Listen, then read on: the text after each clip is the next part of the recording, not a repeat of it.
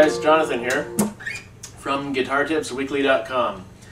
As you can see, I was playing in the key of G, or I was actually playing the key of, what was that? That was B flat, but it felt like I was playing the key of G because this trusty little capo. So today we're talking about capos, and I gotta say, I've got a better capo than this. This is one of those little ones where you actually have to kind of cinch it down with the screw there.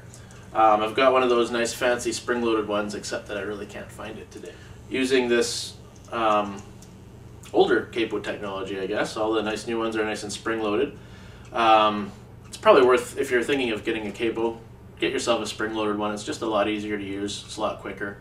I suspect my friend pinched one off of me, but anyhow, the tricks, first off, why would you want to use a capo? Well, if we're playing in G,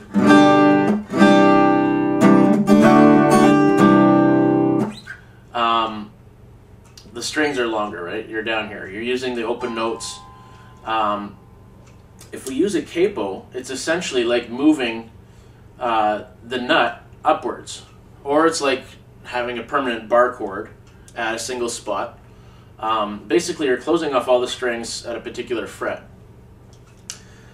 The cool thing with that is that you can really change the sound that you're getting out of your guitar playing open chords. So, for instance, you don't need to learn all these funky different chords. You can just continue to play your G chord, your C chord, as you normally would, right? And it totally changes the sound of what you're playing.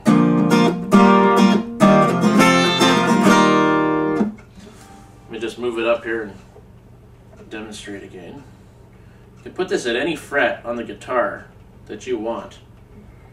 It really changes the sound. See that? I just changed it up in an additional key from where I was. Right now I'm playing in the key of C.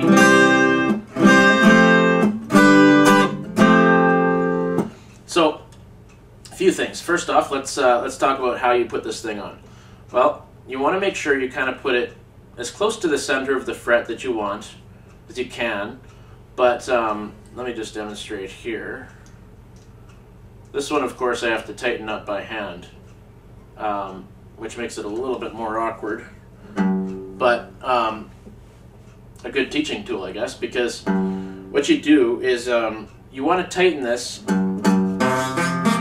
You hear how my strings aren't properly connecting with the fret there?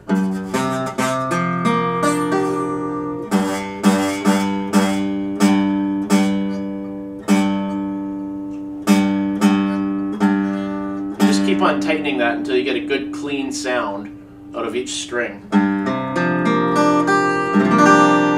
It's not bad, right?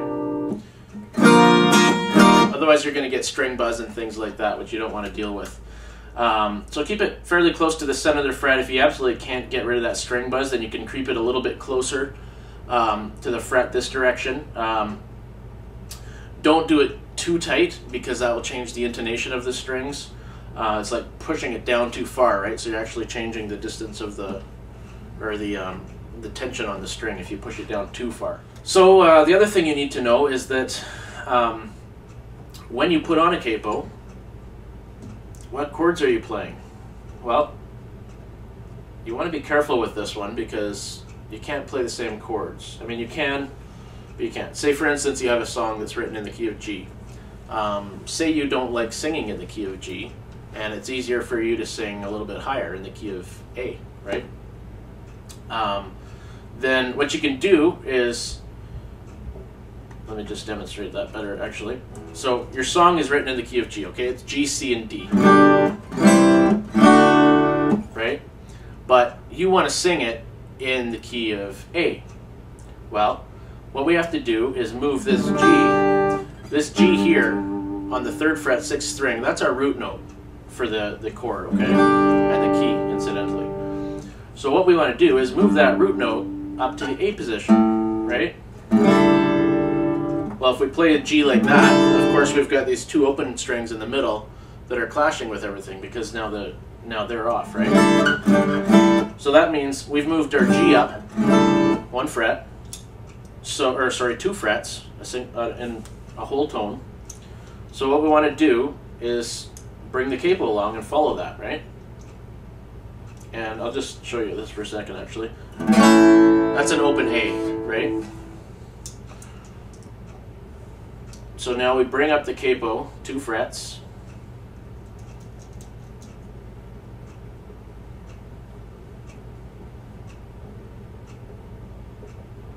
Wish I had that spring-loaded one here. It'd be so much easier.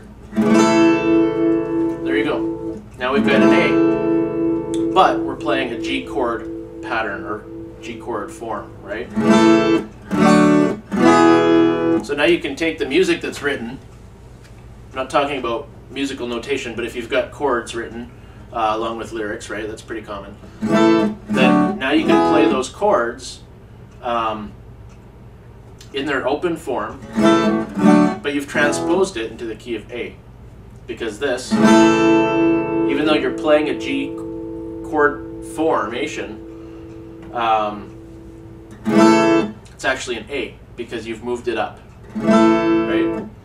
And the C becomes a D because you move it up a tone, and the D becomes an E because you've moved it up a tone as well, right?